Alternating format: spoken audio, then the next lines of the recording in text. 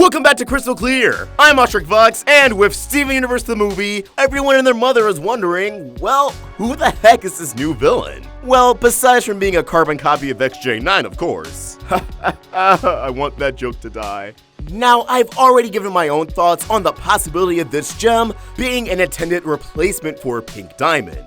Check out that theory if you haven't. However, as I said there, I want to look at both sides, as a lot of people for the longest time have been under the impression that this gem is a Morganite. And not just any Morganite, no, but the Morganite that Rhodonite served. And there's actually quite a bit of evidence to support it. So even though I'm on team new Pink Diamond, there's always going to be a benefit of the doubt. After all, they're just theories and speculation, nothing definite, and they're fun to look at. So with all that said, let's dive in. So first things first, let's examine that gemstone.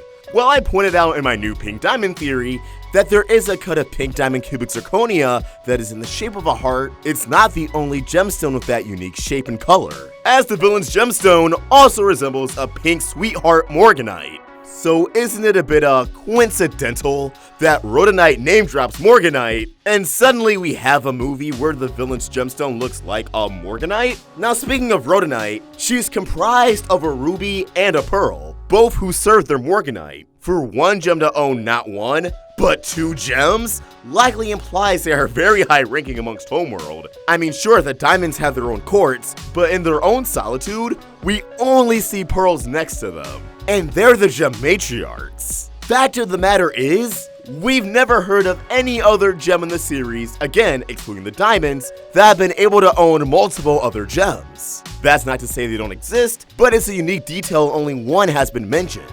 We've also rarely seen pink gems in the series. We have Pink Diamond, aka Rose Quartz. We have the original Pink Pearl. We have the Pink Pearl that's comprised of Rhodonite and Rhodonite herself being pink. And we have a new cut of gem that's pink and luxury to Homeworld, but they only appeared in that crowd shot and they're never seen again. So for this villain to also be a pink gem, they must have some significance, not just Homeworld, but Pink Diamond's former court in general. I also pointed out how this villain has shoulder pads and gloves similar to Yellow Diamond, which may indicate she's involved in combat, Homeworld's military, you know, which Yellow Diamond commands. So thus, being within Yellow's line of power, her appearances can draw influence from Yellow, even if Yellow wasn't this gem's sole diamond. Now, Tumblr user Faye Lapis also made some pretty great observations. How this gem has pigtails, gloves, a chest gem, and shoulder pads. Now let's compare that to Rhodonite's design. According to Faye Lapis, it's likely the pearl that serves Rhodonite had pigtails, which plays into why the hair became an afro infusion with a hair tie burst. Their haircut is more horizontal than a ruby's. Rhodonite also has gloves, and uniquely enough, the pearl component of Rhodonite has a chest gem, just like this film's villain. And when you look at Yellow Pearl, Blue Pearl, and Pink Pearl, their gemstones correlate with the diamonds they serve. Or in Pink Pearl's case, the diamond she used to serve before serving White Diamond.